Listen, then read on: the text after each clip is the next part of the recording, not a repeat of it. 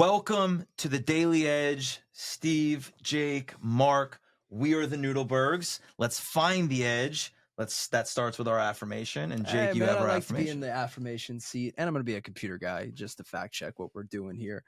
Pressure is a privilege. I rise to the challenge and embrace the moment. And what a great segue into our topic today, because people are still bitching about working from home. And I was on LinkedIn this morning, new study from Harvard Business Review. 40% of work from home employees would prefer to take a 5% pay cut than return to the office. That's Hold four on. out of every 10 people that are absolutely No, we can fucking get a close lazy. up on my face. That are willing to take 5% less money Nice. just so they can stay home. Lazy, right? There's no Hold on, other. Hold on. 9% would forego as much as 20% of their salary to stay home. That's 1 in 10. Okay. And okay. you want to know why Microsoft is firing people for performance, Which I love. Meta is firing people for performance. The or lack of Doge, performance. the Doge, whether you like what they're doing or not, they're coming in and they're going, everything is based on performance from here on out. That's all we're looking at doing. I got a question for you. You come into your office and you go talk to your boss and or even an interview and say, I don't really care what I make. I'll make less, Just let me go home. Do you ever have that conversation with anybody? Like, I would like to wake up at home and stay at home. Would that be okay with you? How do we get here? How did we get here? At On the Ball, we're always about performance Right. and being the best and pushing the boundaries on being the best. And that means asking the hard questions. We were not in an office. We were separate. We were together sometimes in a co-working space. And we finally made the decision to come back.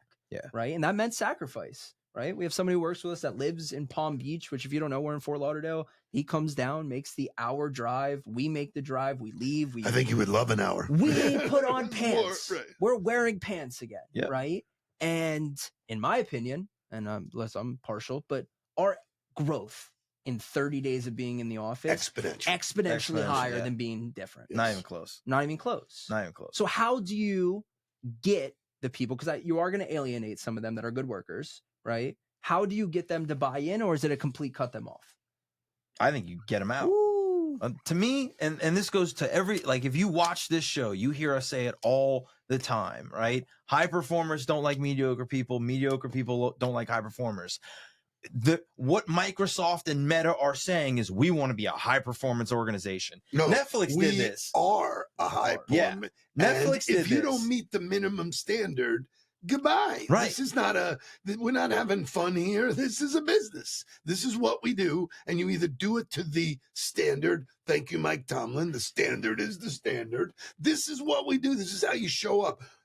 Nick Saban changed wearing an A when there was a methodology about what it meant to wear that. And so we have that standard. We try and instill that standard. But if your mindset is already telling you, I'll take less if I could go home, I don't know how you work around people like that and expect to get results. And I think the other part of it is that, we're not here every day. We're not in the office every day. We're in the office 2 specific times a week, and then everybody else has the freedom to be here when they want and be here when they don't.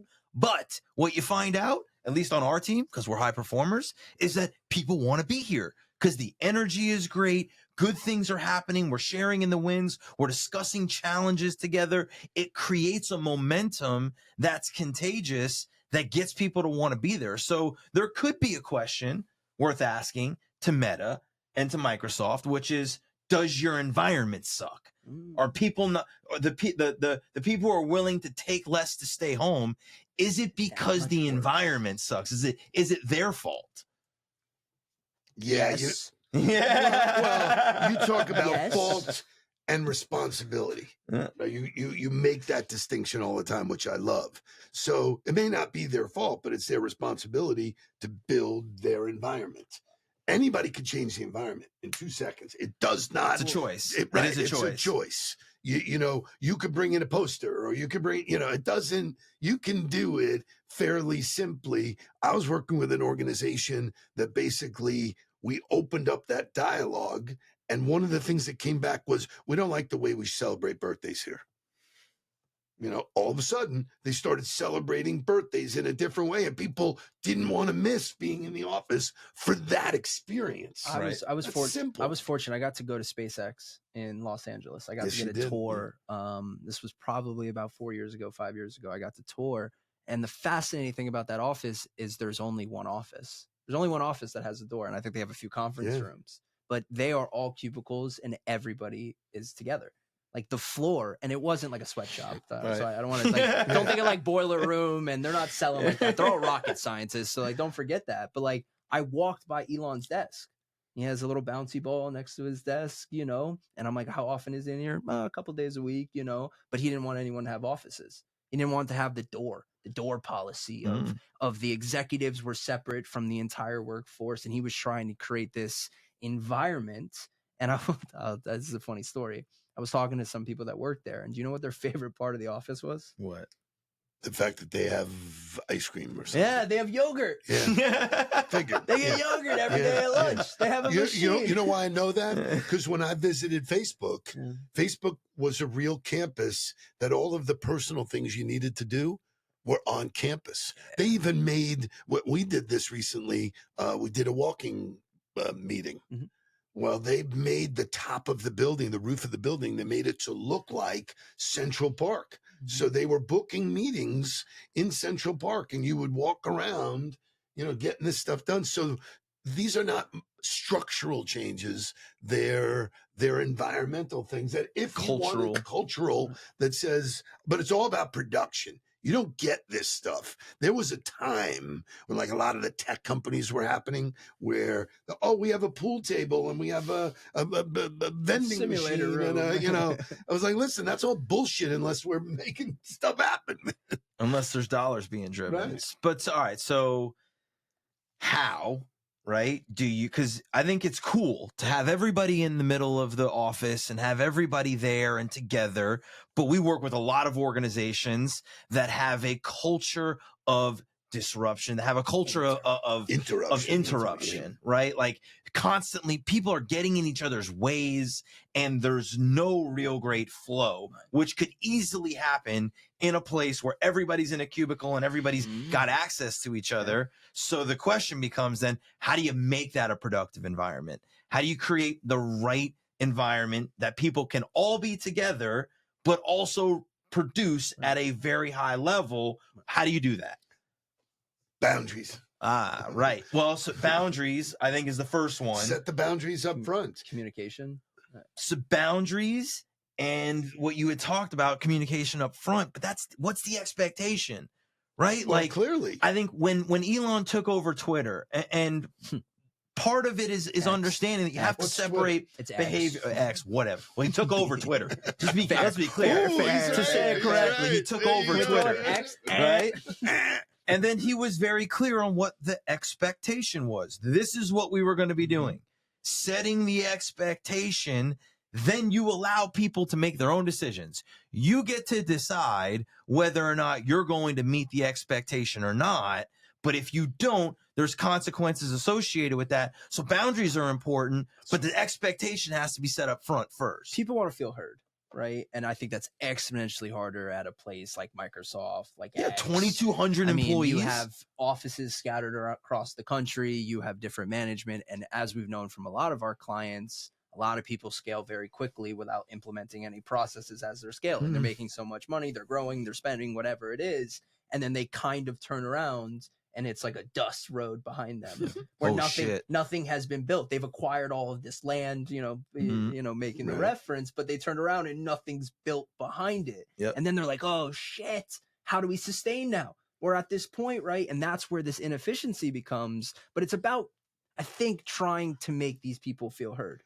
And that becomes harder as they've removed themselves. Before we get too far along with this thing, for me, it was always about, if you're a high performer, you can do whatever the fuck you want to do. Well, you earn the freedom. You've earned the right to do that. You earn it. And you know what? Those are never the people that are complaining. Those are never the people who have a problem with all of this shit or whatever. What's the goal? How do we do it? How often should a sales guy be in the office? Never. Well, I don't know anymore. I don't know anymore. So that was like the old school behaviors that they should be out. Well, so right, it is. There are things that you can do, and I agree with you guys. It has changed, but for if you're making meetings for me all the time, that's going to take me away from behavior that is revenue producing. Yes. So that's the problem. It's like I'm getting called into meetings all the time. I can't get shit done. No, if it's productive and we have productive time here, that's good. Then that arms me to go back. So and like do what I if wanna we do. were in a cubicle setting, right? Let's take the boiler room example. We were in a cubicle setting, or Glengarry, or Glengarry, Ross. Glen Ross, which like they're wanting to be out. But like, let's take the boiler room setting where everybody's in a cubicle. In today's world, if you went by our philosophy, you would be having virtual coffees nonstop Correct. at your cubicle. And if you did your homework on somebody and you got into a great dialogue with them and you were able to then lift up your laptop and walk over to somebody else's cubicle and be like, I just met somebody that went to the University of Michigan and loves Michigan, and he's a Michigan grad too, and you were to be able to create that connection right there, wouldn't that be like the greatest possible thing on a new business call with somebody that you couldn't do if you were sitting in a coffee shop with somebody? Well, No. I think them throwing a boatload of money at you would probably be a little bit better, but yeah, I think there are, and we identified these behaviors long before the pandemic, that you could do more upfront to build relationships. That does not mean driving around and it took me an hour to get here, and then I got to the coffee, it's expensive, or the lunch, forget about it, too long and too expensive. So I think those behaviors have changed, but what I really think is important is that there is a standard of production that, regardless of what's happening, you can make excuses all day long.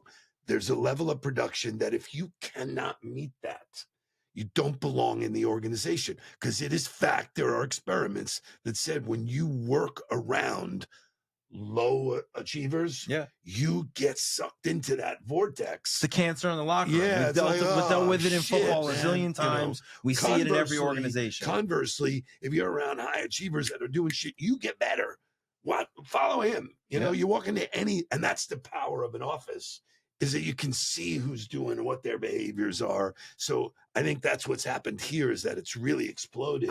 We're looking at each other's behaviors, and it's holy shit. I remember this in football, and I was low on the totem pole. I was doing all the late night work and breakdowns and stuff like that. And I remember I used to be done with work, and I would like walk out, and one of the coach's lights would still be on, and I was like, I can't leave. Right. Even though we're done, Yeah, no. everything is done. There is no more work. Set the standard. At Florida State with Jimbo, like we break the meeting at 10:30. He would go down to his office and then he'd sit there for 45 minutes, and everybody's just sitting there like, watching. God, I just want to go home already, please. And then you'd hear his door close, and it was like a mad dash out the door to the elevator to get out the door. Like so we it weren't brings even up waiting. a really good point about leadership. The leader sets the tone. It's the rabbit, right? Expectations. Just because I'm here, right. I Doesn't mean you need to be I here. need you to do your job, Right. and I don't need you to be here 9 to 5. I really don't. Right. Why is productivity assigned with time? It shouldn't be. Why is it time? Right. It shouldn't be. And That's old school. That's old school. Right. If I don't work 12 hours, then I'm not. What's the Parkinson's law, right? Things will expand, To the right? time you well, if give I it. have to be here 9 to 5, why would I rush to get things I'm gonna done? find a way I'll to find fill a way in. to fill it in all day. I'll do a little bit here, a little bit here. When if the expectation is performance based, here's what the thing is. Here's the show me how you're doing it to get here. Maybe that can be contagious. And what's interesting is that I think we're talking about performance. We're talking about performance, and that everybody's getting fired, right? Meta and Microsoft are firing people And the entire because government. and Doge are getting fired because of lack of performance. Or buying cups that are Performance is $2,000 results, right? So, all right, if I'm measuring everybody on result, I have to be cautious to not be losing great talent and cutting people that aren't necessarily performing at a high level, but there's actually a gap somewhere for them. There's a behavior, they're actually super talented, and they could actually be really good at the job, Okay. and they're not performing, but they're not doing what? What is in that space that's the obstacle that's keeping them coachable. from performing? That's coachable. Right. I think, this whole conversation, and I'm going to ask you both this question. Do you think those low performers know that they are performing below the line? All of them? No. Really? The majority of them? Yes. I think I lots of people hide. Ignorance is bliss. Yeah, I think people know. And I They think know, and I agree. that's why people are scared to come back. Yeah. They know. And They'll show up. Oh, look at out. just Yeah. cut them.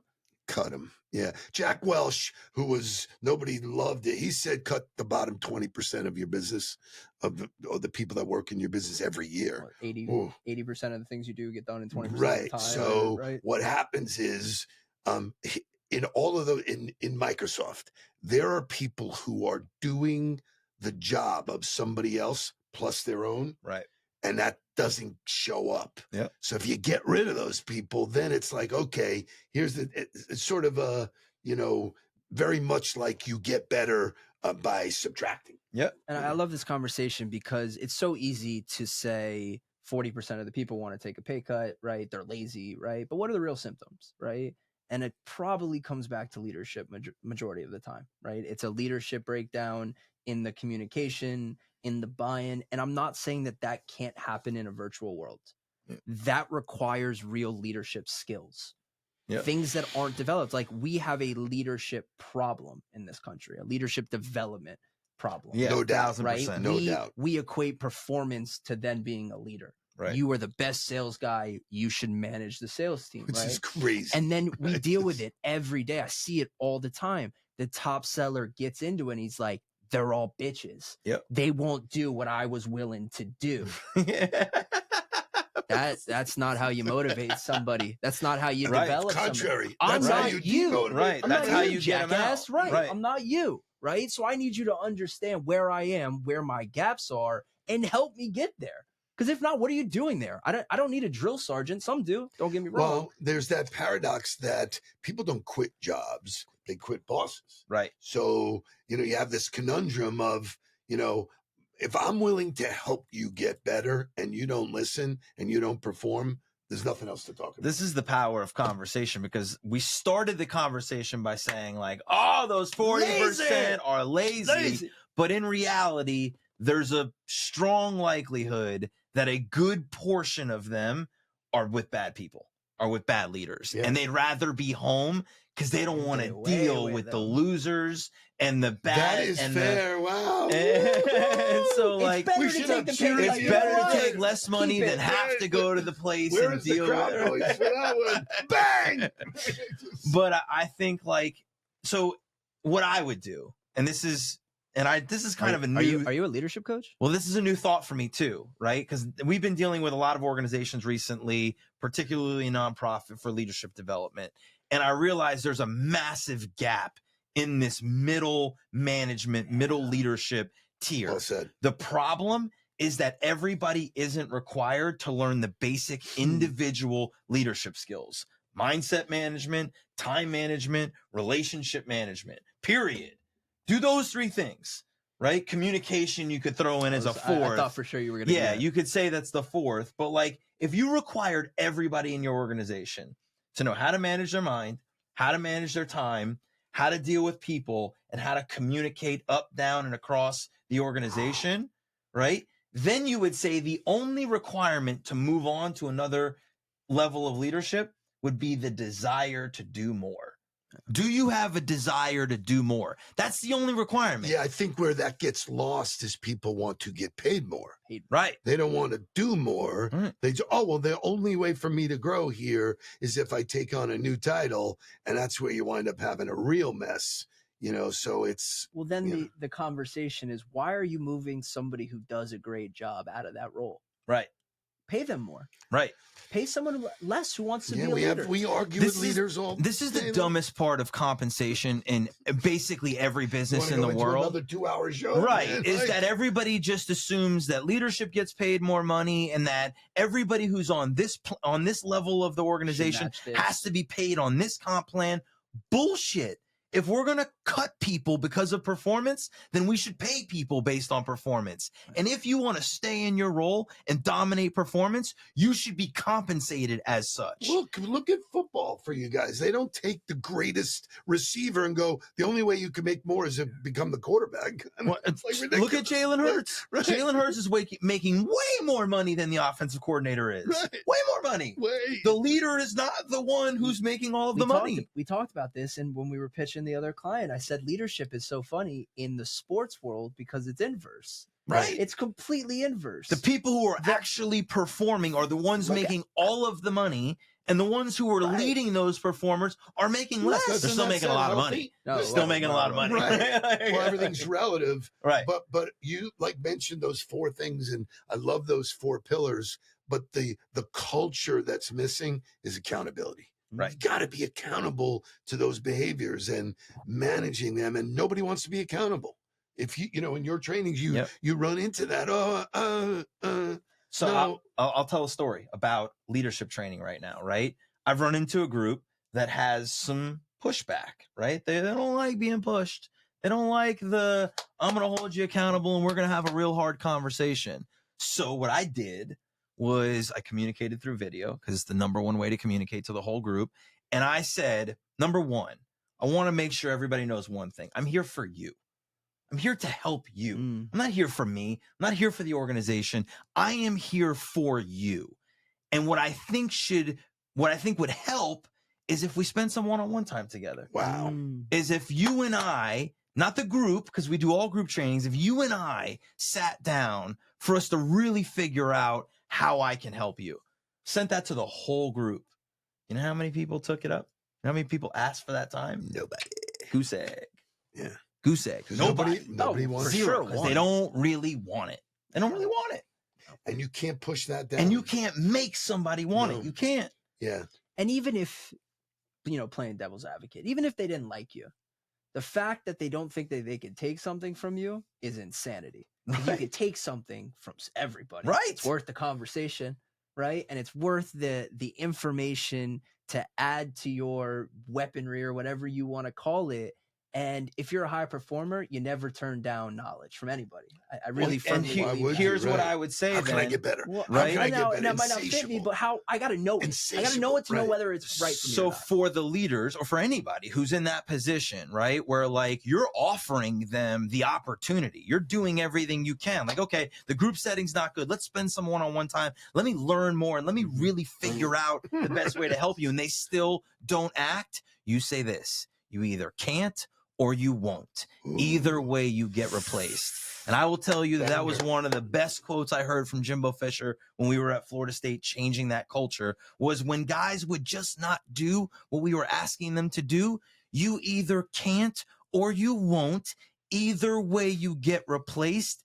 And I think that's what's kind of happening at Meta and Microsoft right now, which is great, but that's the thing.